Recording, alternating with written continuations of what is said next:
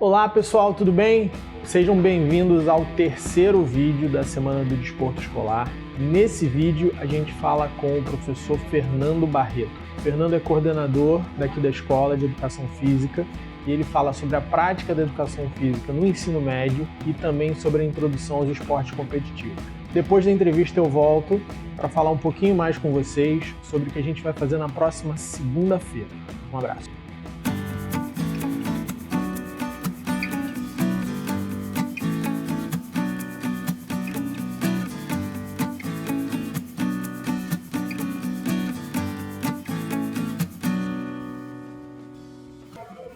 E aí pessoal, tudo bem? Estou aqui com o Fernando Barreto, nosso professor de Educação Física, coordenador de Educação Física da escola. A gente vai bater um papo hoje, vai falar um pouquinho sobre o trabalho da Educação Física no ensino médio. E aí Fernando, tudo bem, cara? Fala um pouquinho aí, se apresenta, fala quem você é, o que você faz, então, que planeta você veio. Boa tarde, meu nome é Fernando, estou nessa missão junto ao Camões, iniciado ano passado, né? E a gente vem com a proposta de dar um incentivo maior no projeto esportivo, na educação física em geral, e mobilizar cada vez mais as crianças, os adolescentes, para que a gente possa mudar o rumo, né, da vida dessas crianças, ajudar a transformar a vida dessas crianças. Legal, legal. E o que você consegue falar para a gente do trabalho nessa faixa etária, no ensino médio? O que é feito? Qual é o objetivo da educação física? Então, aqui no ensino médio, nós trouxemos a proposta e por sinal, muito bem aceita pelos alunos. Os comentários foram todos bem positivos, aonde nós criamos os módulos no contraturno, com várias opções, várias modalidades, onde a criança, o adolescente, ele pode escolher aquela modalidade que atenda a ele. Ele tem um mínimo, que é uma vez por semana, né, uma modalidade, mas é franqueado ele participar de várias modalidades. E com isso, ele tem a chance de vivenciar todas essas variantes. E dessas modalidades, nós ainda oferecemos a eles a oportunidade dos treinamentos, as equipes representativas da escola. Hoje nós temos também as aulas de iniciação, as escolinhas, o extra classe, com handebol, vôlei, basquete, natação, futsal e as equipes que representam a escola. E hoje também essas crianças, esses adolescentes, já estão saindo da escola e participando de algumas competições escolares dentro do Rio de Janeiro e já também no cenário nacional, no Brasileiro Escolar. Então, nessa idade já existe uma possibilidade de especialização, né? O aluno já vai mais para aquilo que ele ou tem mais predisposição ou gosta mais, já não é mais um trabalho tão generalista assim, né? Diferente do que acontece até o ensino fundamental 2, onde a turma tece e faz a modalidade que está ali proposta, planejada, no ensino médio existe essa possibilidade da criança procurar uma atividade que atenda melhor as expectativas dele, o que ele acha, né, o que ele venha a achar que atenda, porque é muito comum a criança iniciar numa atividade, conhecer uma outra atividade e com isso ele vai se estimulando. Muda o comportamento, muda a postura dentro de sala. Existe um benefício muito grande na parte acadêmica. O aluno começa a ter maior disciplina, maior engajamento, a socialização com os colegas, a interação com a escola, que é muito importante. Então, são pontos muito positivos. Na verdade, só temos pontos positivos com esse formato. E a partir do momento que a criança se estimula, se motiva, é oferecido essa opção de competição. A escola, ela tem o papel de incentivar, apresentar, descobrir talentos. A partir dali, a criança ou adolescente tem a possibilidade também de procurar um clube ou até nós indicamos algum clube dependendo da modalidade, que já visa um outro trabalho, é um trabalho bem mais específico, uma quantidade de horas semanais bem maior, né? Que aqui na escola não há condições de se fazer isso, não tem como. Mas a possibilidade, a criação, a motivação, a descoberta do talento, ela acontece dentro da escola. Entendi. A gente sabe que no ensino médio existe uma preocupação grande já com o Enem, com o vestibular, e que algumas escolas deixam a educação física um pouco em segundo plano, ou até mesmo não oferecem de verdade a prática do esporte. Como é que funciona isso na vida do aluno, né? Atrapalha o estudo, não faz muita diferença, ajuda? Como é que essa interação na quadra e na piscina no horário escolar vão interferir na vida acadêmica desse aluno? Então, essa opção que as escolas, né, que elas fazem de não incentivar a educação física, a parte esportiva, na minha concepção, na minha opinião, é um grande erro. Por quê? Porque aqui nós estamos verificando isso, os resultados acadêmicos estão acontecendo, a disciplina cada vez melhor, a integração cada vez maior, a mudança de comportamento geral maravilhosa. Por quê? Porque a criança passa a conviver com a tensão, com a expectativa de uma derrota, de uma vitória. Ela passa a trabalhar essa parte dela mental também. Quando a pessoa chega no terceiro ano, vai fazer um Enem, vai fazer um concurso público, muitas das vezes é um excelente aluno durante toda a sua vida acadêmica, mas quando chega na hora da prova, o nervosismo fala mais alto. E aí ele não consegue traduzir todo o seu conhecimento para a prova e não consegue um bom resultado. Quando essa criança, quando esse adolescente, ele vivencia o esporte, quando ele vivencia a educação física, depois ele tem a oportunidade, é incentivado a participar de uma competição aonde ele passa por vitórias e também por derrotas, ele melhora demais a sua parte emocional. Ele consegue obter um resultado muito maior, muito mais significativo, e isso nós vemos com muita frequência, né? E nós temos que pensar a longo prazo. Esse adolescente, essa criança, ele vai para uma universidade, ele vai se tornar um profissional mais à frente, seja um engenheiro, um médico, um advogado, um professor, e ele precisa estar apto a enfrentar todas as adversidades que acontecem no campo de trabalho. E hoje em dia a gente concorre muito com a internet, com o Facebook, com as redes sociais, onde as crianças se fecham demais. Elas possuem hoje uma gama de informações que chegam a elas muito rapidamente, de uma forma muito pesada, e não estimulam o pensamento, não estimulam o desenvolvimento mental dessas crianças.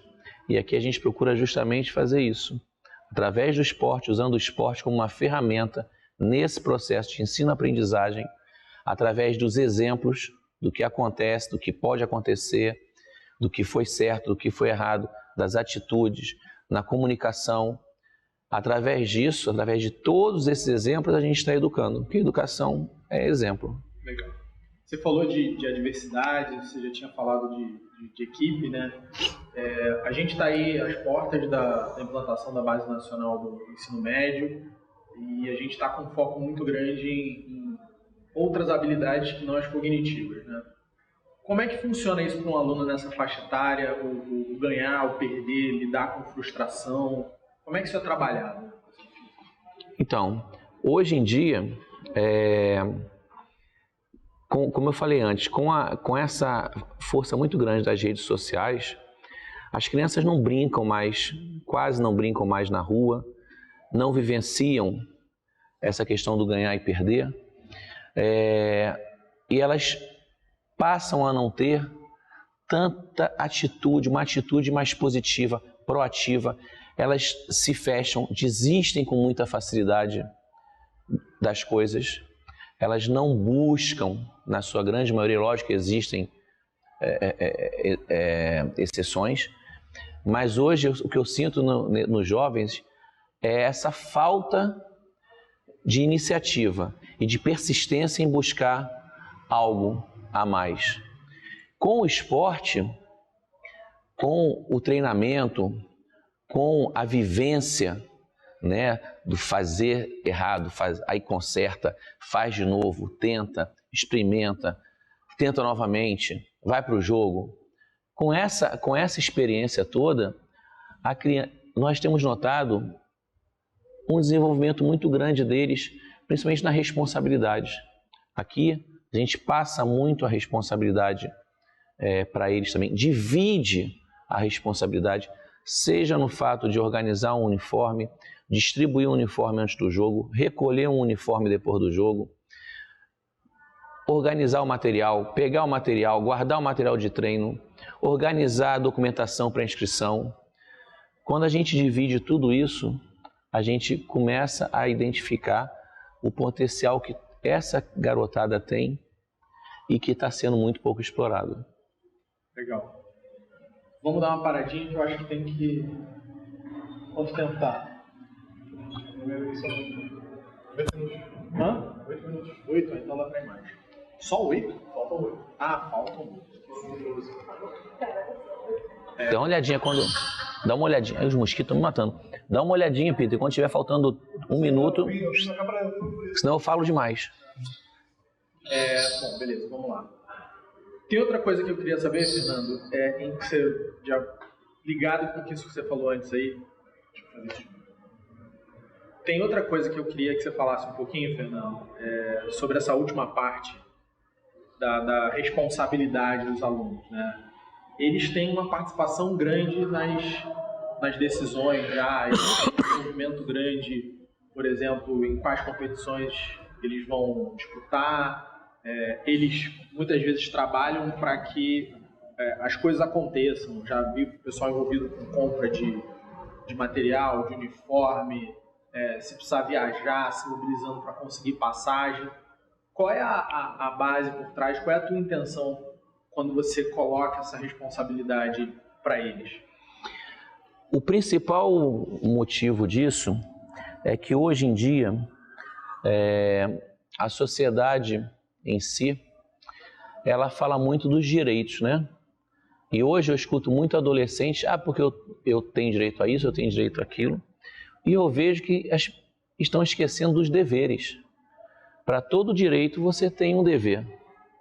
Então, é muito fácil, ou acham que é muito fácil você entregar para uma criança tudo já planejado, tudo certinho, apenas para ela executar. Se eu faço isso, eu não estou dando exemplo, eu não estou educando.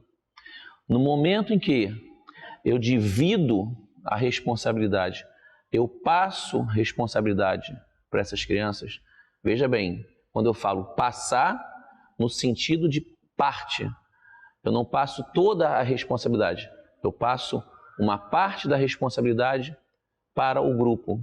Quando o grupo começa a discutir, conversar, dialogar, argumentar, trabalhar todos os itens dentro de um projeto, dentro de um objetivo.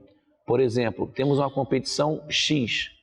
Quando nós trabalhamos a aquisição de material, aquisição de uniforme, tabela, recolhimento de documentação, identidade, atestado médico, quando a gente faz tudo isso, eles entendem a necessidade da organização, entendem que eles têm deveres a cumprir antes de começar algo que é a competição, aonde é o direito deles de praticar o esporte.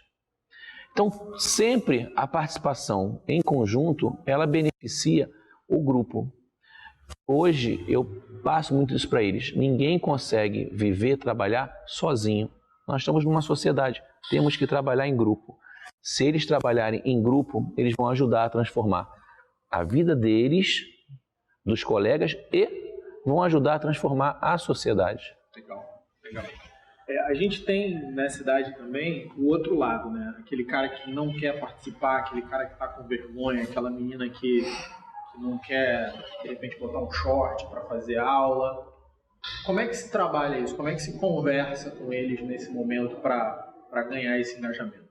Então, isso é comum nos dias de hoje, voltando ao que nós falamos, quando nós não vemos nesses adolescentes uma comunicação mais frequente. Eles se fecham no mundinho do celular, no mundinho das redes sociais, e um grande problema é a falta de comunicação.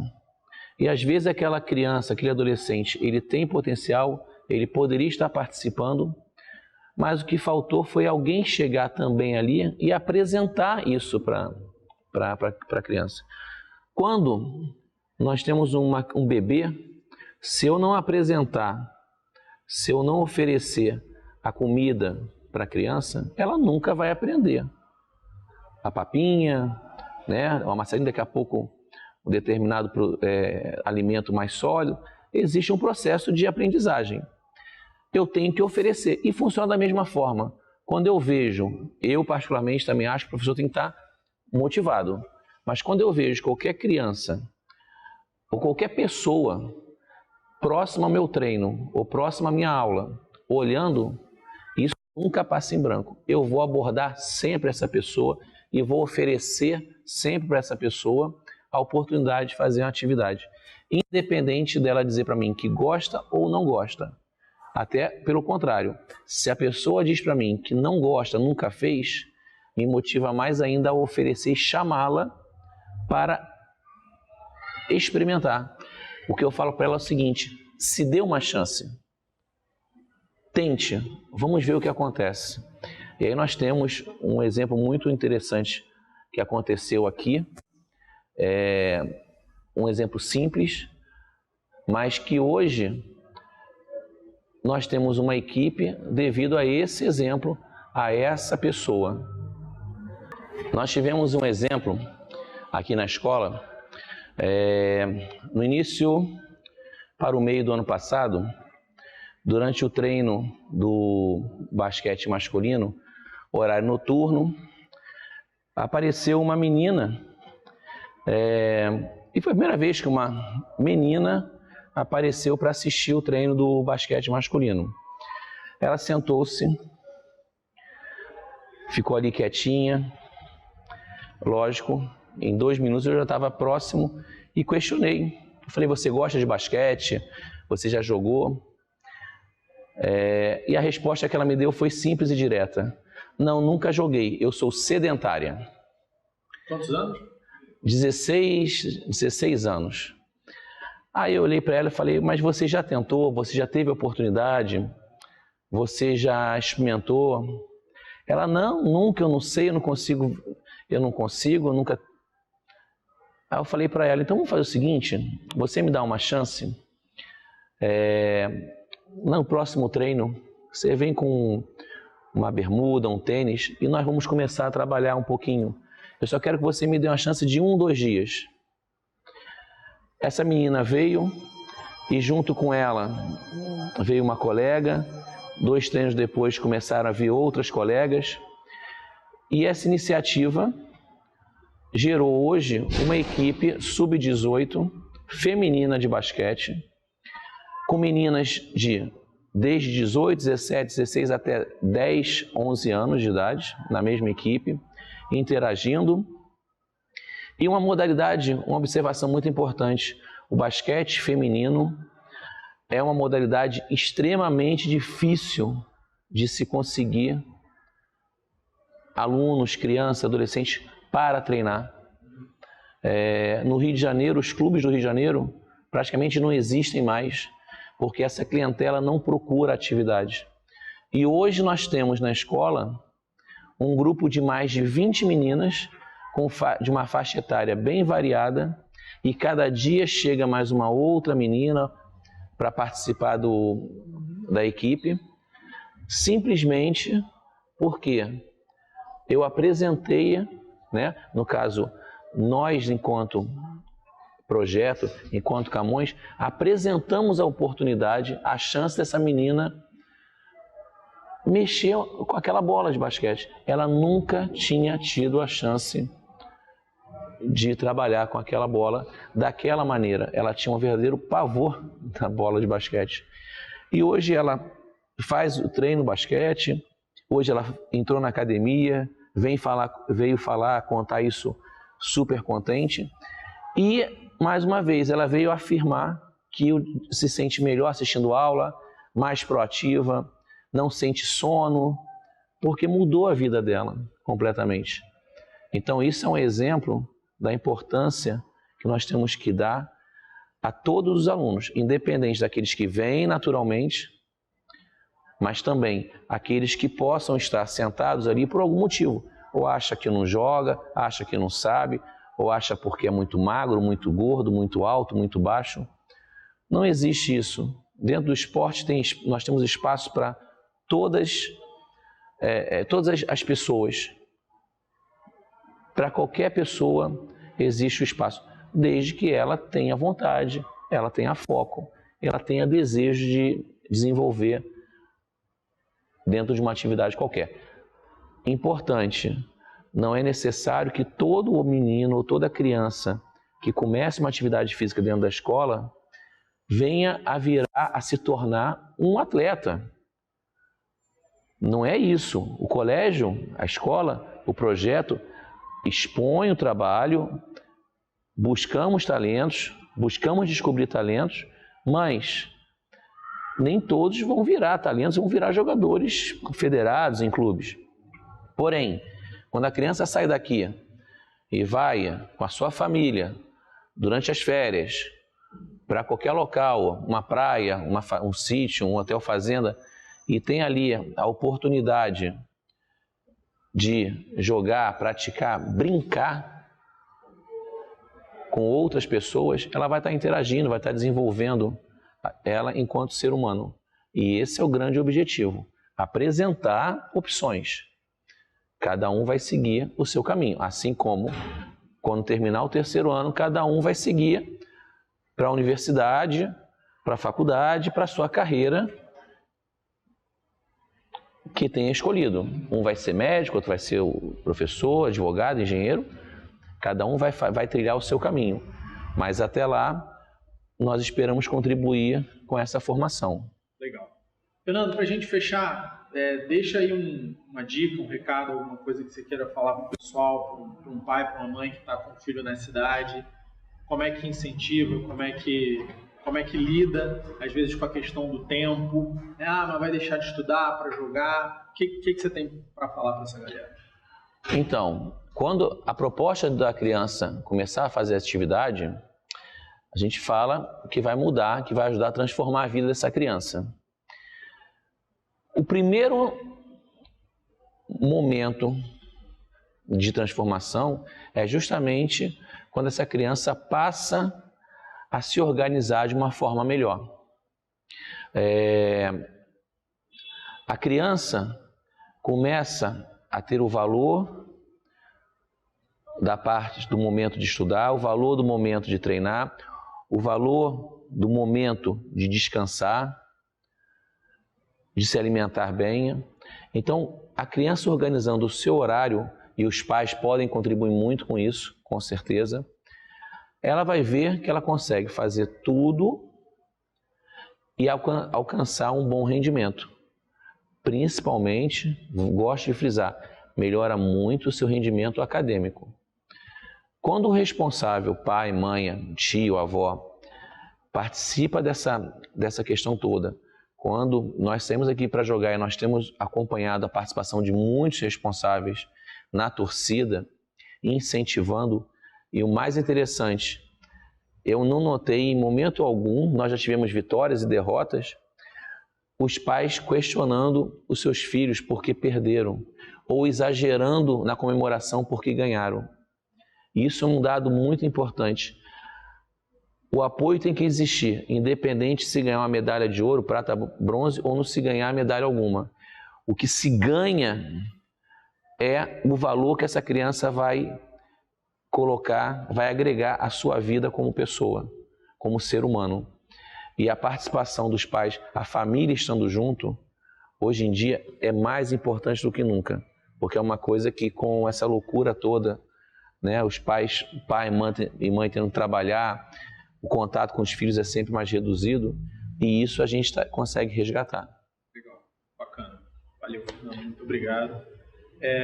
Deixar ele aí, que ele tem aula para dar agora, já me deu uma bronca no início, que não podia demorar muito.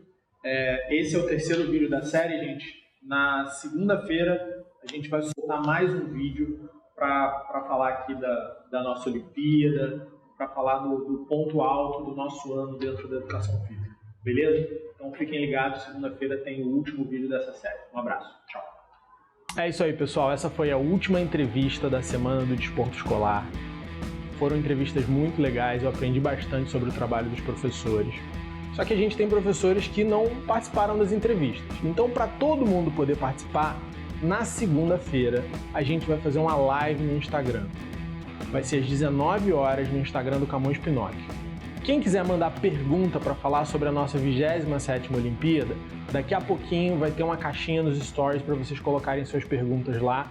Nessa live a gente vai tentar responder o maior número de perguntas possível. E se você quiser participar ao vivo, você também vai ter a oportunidade de fazer isso na segunda-feira. Então, se você é aluno, está cheio de expectativa, se você é pai, quer saber um pouco mais sobre a Olimpíada, a gente vai ter também os professores que não participaram das entrevistas. Se você é ex-aluno, tem uma história legal de alguma Olimpíada que você participou, aparece lá na segunda para a gente trocar uma ideia. Ok? Combinado? Um abraço, gente. Até lá.